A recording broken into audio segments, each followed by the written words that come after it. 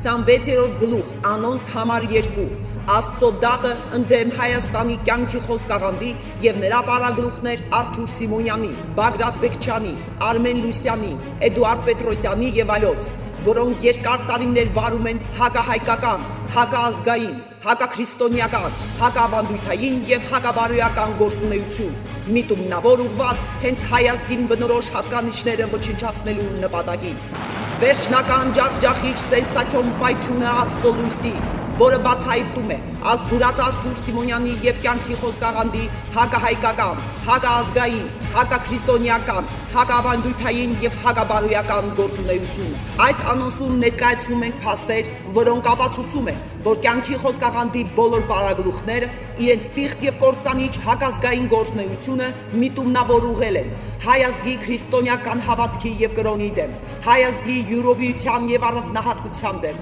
հայ ժողովրդի սովորույթների, ավանդույթների եւ ազգային նվաճումների դեմ, բարոյականության դեմ, հետապնդելով հատուկ նպատակներ, աղավաղել արիական ծագում ունեցող հայ ազգի աստվածային բնապատկերը եւ քրիստոնյայի կերպարը, նսեմացնել ազգային արժեքները, ոչնչացնել հայ ազգի հիմնարար բաղադրիչ միավորի, այսինքն հայ ընտանիքի եւ հայ մարդու բարոյականությունը եւ նրա ինքնատիպ կերպարը, որով հայ ազգը տարբերվում է մյուս ազգերից։ Ներկայացնում ենք կյանքի խոսքաղանդի հակահայկական, հակաազգային, հակաքրիստոնեական, հակավանդույթային եւ հակաբարոյական գործունեությանը վերաբերող անհերքելի փաստեր, որոնք ապացուցում են, որ այդ աղանդը եւ նրա բոլոր պարագլուխները Արթուր Սիմոնյանի ղեկավարությամբ իրենց քայքայիչ գործունեությունը միտումնավոր ուղղել են հենց հայ ազգին բնորոշ հատկանիշները ոչնչացնելու նպատակին։ Փաստ համար 1. Հակազգային հակավանդույթային գործոն Կարմիր խնձոր հայկական ավանդույթի դեմ։ Կյանքի խոսքաղանդի պարագլուխ Արթուր Սիմոնյանը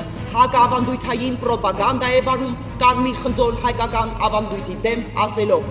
Առաջին, Հայաստանում կա այսպիսի մի դիվային օրենք, կոչվում է Կարմիր խնձոր։ Երկրորդ, գիտեք Կարմիր խնձորի ավանդույթը իրականում բարբարոսություն է։ Երրորդ, այդ որ դիվահարն է հորինել Կարմիր խնձորի գաղափարը։ Չորրորդ, մարդն ինչ աստիճանի պետք է խանգարված լինի սեռական հողի վրա, որ նման ավանդույթ հնարի։ Հինգերորդ, Կարմիր խնձոր ավանդույթը քանդում է ամուսնությունները։ Այսպիսին են բարբարոս Արթուր Սիմոնյանի կոչերը։ Մեր ավանդույթները պետք է ոչնչացվեն։ Եկեք ոչնչացնենք սխալ ավանդույթները։ Դիտենք Արթուր Սիմոնյանի 2005 թվականի ընտանիք սեմինար ուսմունքից մի հատված, տեսայերիս համար 1։ Կան ավանդույթներ, որ ես չգիտեմ դա որտեղից են վերցրել այդ ավանդույթները։ Есть традиции, корни которых я не могу найти.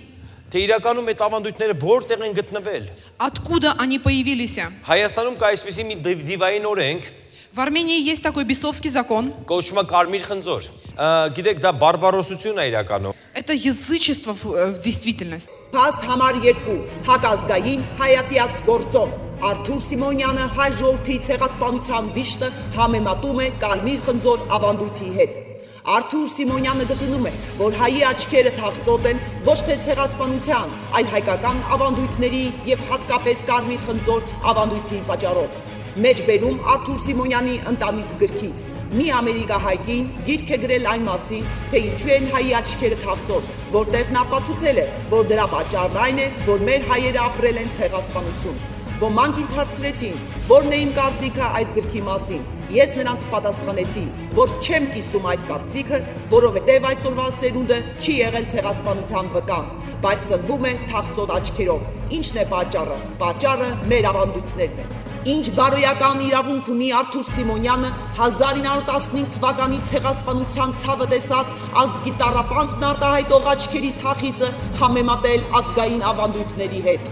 Փաստ համար 3.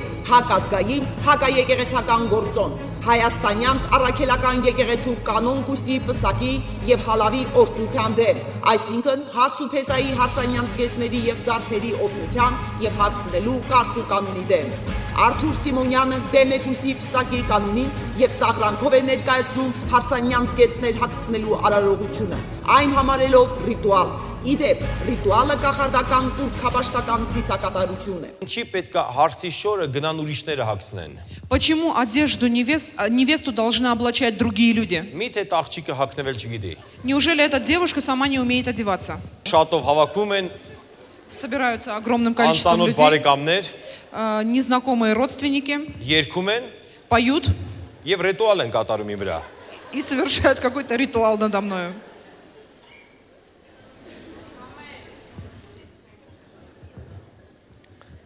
Աղջիկ թույլ չտակ այդ բանանին ձեզ հետ։ Девушки, не позволяйте, чтобы с вами так поступали. Դուք ասես, բա ինչու ես դու արգելում այդ բաները։ Ты скажешь, а почему ты запрещаешь это? Իսկ ինչու ես դու թույլատրում այդ բաները։ А почему ты разрешаешь это?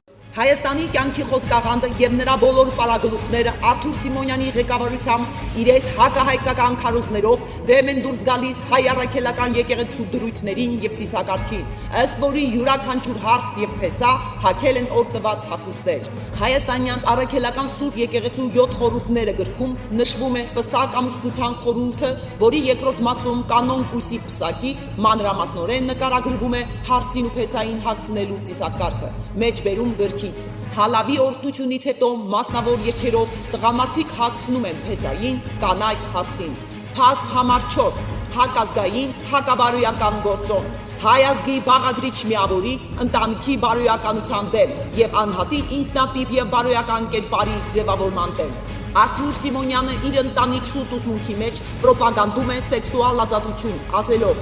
եկեղեցին իր քիթը չի մտցնում ընտանեկան անկողնու մեջ, այնտեղ ազատություն է։ Կրոնական եկեղեցիներում ինձ հարց են տալիս միշտ։ В религиозных церквях меня всегда спрашивают, Ասված ձեր եկեղեցին ո՞նց է նայում ընտանեկան անկողնուն։ как ваша церковь смотрит на супружеское ложе, Որտեղ նրանք կազմակերպում են դա ո՞նց պետք է լինի, ինչպես պետք է լինի։ как там надо приготовить, как там, в общем, как там Ես միշտ проходит всё. պատասխանում, մեր եկեղեցին այդ կողմ չի նայում։ Я всегда отвечаю, наша церковь в эту сторону не смотрит, Այնտեղ ազատություն է։ там свобода, Իրանց գործն է այնտեղ։ там их дело. Եկեղեցին քիթը չի մտցնում այդտեղ։ И церковь свой нос туда не сует.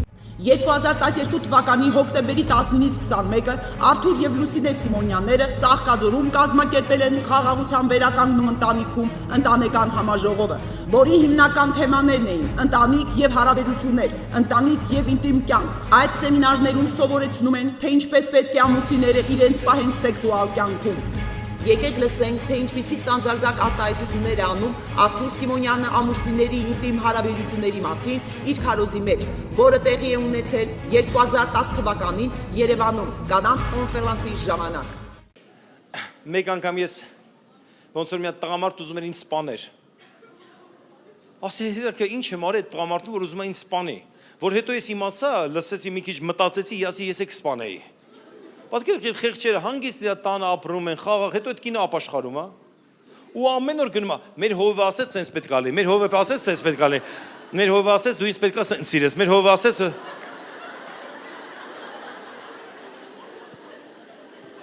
անկողնու մեջ պարկում են, երևի ուզում է կնոջ համբիրի ասում, մեր հովը ասեց։ Մի կին ոնց որ եկավ ինձ մոտ ասում, հովի ջան, այ ինչ ասես, տենց էլ կանեմ։ Ամուսինս սենց բաներ է պահանջում, ինչ անեմ, ասեցի ինչ որ ասեցի, գիտես ինչ կա սիրելիս, Աստծո խոսքը ասում է հնազանդվեք ձեր ամուսիններին, ոչ թե ինչ ասես կանեմ։ Արթուր Սիմոնյանը իր ընտանիք գրքում եւ համանուն քարոզում ոտնահարելով ընտանեկան արժեքները սատանայական իր տեսակետն է ներկայացնում ամուսնական երջանկության մասին ասելով.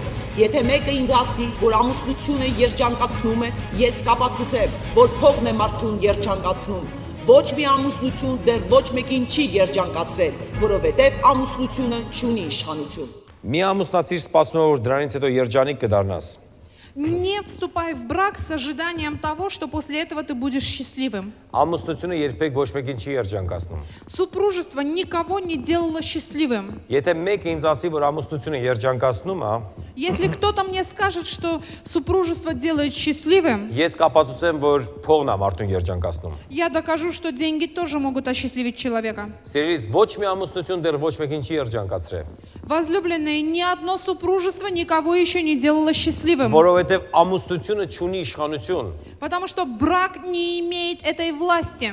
Փաստ համար 5 հակաբարոյական գործոն հայ կնոջ ավանդապաշտ եւ առաքինի կերպարի դեմ։ Արթուր Սիմոնյանի սրբապիղծ գործունեության հետևանքով նրա աղանդում ծնվում եւ դասերակվում են անբարո կանայք։ Դրա վառ օրինակն է հանրաճանաչ պոռնոաստղ Անժելա Սարգսյանը։ Հարգելի ունկնդիրներ, ուշադրություն դարձրեք, որ 2005 թվականի ընտանիք սեմինարին մասնակցում է Անժելա Սարգսյանը իր ամուսնու Ղազար Ավետիսյանի հետ եւ Արթուր Սիմոնյանի հենց այդ ընտանիք կոչվող սուտ ուսմունքի ազդեցությամբ էլ նա աճել եւ ձևավորվել է որպես հանրաճանակ անբարոյական կին։ Փաստ համար 6. Հակաբարոյական գործոն։ Ամուսինների ինտիմ հարաբերությունները համեմատվում են ծնող եւ երեխա հարաբերությունների հետ։ Արթուր Սիմոնյանը սովորեցնում է, թե ինչպես պետք է կինը եւ տղամարդը սիրեն միմյանց օգտագործելով սիրո 5 լեզուները։ Նա ամուսինների միջև եղած հարաբերությունները անամոթաբար համեմատում է հոր եւ դստեր հարաբերությունների հետ, օրինակ բերելով իրեն եւ իր հարազատ անչափահաս աղջիկներին։ Տեղեկացնենք, որ 2005 թվականին Արթուր Սիմոնյանի փոքր աղջիկը 11 տարեկան էր, իսկ մեծը 13։ Երրորդ սիրո լեզուն Третий язык любви դա հպումն է։ это прикосновение. Հպումը։ Прикосновение. Օրինակ ես ունեմ երկու աղջիկ, Например, я имею две девочки, երկուսը двух տարբեր девочек, են նրանք։ и обе они разные. Իմ մեծ աղջիկը Моя старшая дочь, սիրում է, երբ որ ես իրան խոսքով եմ սիրում։ она любит, когда я ее люблю словами, Իսկ փոքր աղջիկս իմ а моя младшая дочь, սիրում է, երբ որ ես իրան հպումով եմ սիրում։ она любит, когда и бывают тактильные чувства, то есть касаешься ее. Տարբեր ձևի բնավորություններ կան։ Это совершенно разного рода характера. Նա սիրում է, որ ես իր ձեռքը բռնում եմ, Она любит, когда я ее держу за որ руку, ձեռքս ուսին եմ գցում, когда я ее обнимаю за плечо. դա կոչվում են հպումներ։ Это означает прикасание. Փաստ համար 7. Հակամշակութային գործոն հայազգի ժողովրդական երգերի եւ երաժշտության դեմ։ Արթուր Սիմոնյանը հայկական ժողովրդական երգերը անամոթաբար անվանում է էրոտիկ երգեր, անարգելով մեր հայ ժողովրդի հարուստ մշակույթը։ Միջազգ մեր հայկական հին ազգային երգերը Вы знаете, наши армянские, старые армянские песни, նկատել եք ինչ էրոտիկ երգեր են սա։ вы обратили внимание, какие они эротичные? Դա հայկական դասական կյանք է։ Это армянская классическая жизнь. Կինը այդպես է պատկերացնում։ Женщина так представляет. Ավլեմ թափեմ փոշին, գիշերները յարոջան խլբլամ քո դոշին։ Փաստ համար 8. Հակազգային, հակահայկական գործոն հայազգի հանճարների մեծությունների դեմ։ Արթուր Սիմոնյանը աստվածընտրյալ, խոհեմ եւ ազնվացեղ հայ ժողովրդին հանդգնորեն անվանում է հավ, ասելով. մենք հայերս հավ ենք եւ ունենք հավային բնավորություն։ Անպատկառ Արթուր Սիմոնյանը նվաստացնելով հայ ժողովրդի խելքն ու իմաստությունը անվանում է հայերին հավ, փոխարենը բարձրացնում եւ մեծարում է մեր ժողովրդի դարավոր թշնամի թուրքերին։ Մենք հայերը շատ հավային բնավորություն ունենք։ Мы в Армяне имеем характер куриц, Չնայած մեր համար ակլորի տարի է։ несмотря на то, что мы находимся в году петуха. Մենք սովոր չենք սովորել, Мы не приучены учиться, որովհետև մենք հավ ենք։ потому что мы курицы. Փաստ համար 9. Հակազգային գործոն հայկական ազգային կուլինարիայի, ուտեսների, աղցանների եւ ճաշատեսակների դեմ։ Արթուր Սիմոնյանը իր ընտանիքը գրքում եւ համանուն քարոզում նսեմացնում է հայկական խոհանոցը եւ ազգային կերակրատեսակները, ասելով. մենք հայերս աղքատ ենք կերակրատեսակներից։ Դա բացարձակ սուտ է, որովհետեւ բազմաթիվ ճաշատեսակներ, աղցաններ եւ ուտեսներ ծնունդ են առել Արարատ հողից։ И я вам серьезно говорю, что мы, армяне, очень бедны, очень скудны в разнообразии вида блюд. Как армяне не имеют разнообразия блюд? Давайте говорить между собой. Послушайте внимательно. Кебаб, кюфта, бестурма, сючух. Какие это имена, как они произносятся.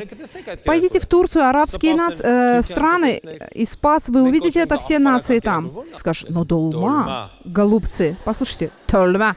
Вы знаете, что долма это не армянское блюдо? Не знаете. Знаете, что это не армянское блюдо. Это можно доказать по-всякому. Վերենշված անհերքելի փաստերը բացահայտեցին Արթուր Սիմոնյանի եւ կյանքի խոսքաղանդի բոլոր պարագլուխների առավել նողկալի ոճրագործությունները եւ ապացուցեցին, որ նրանք իրենց պիղծ քարոզչություններով վարում են հակահայկական, հակազգային, հակաքրիստոնեական, հակաավանդույթային եւ հակաբարոյական գործունեություն, հայկական ազգային սովորույթները, ավանդույթները, ազգային արժեքները ոչնչացնելու նպատակով։ Հարգելի ունկնդիրներ, բոլոր վերենշված փաստերին մանրամասնորեն կանդրադառնանք Աստծո դատի 27-րդ եւ հաջորդող գլուխներում։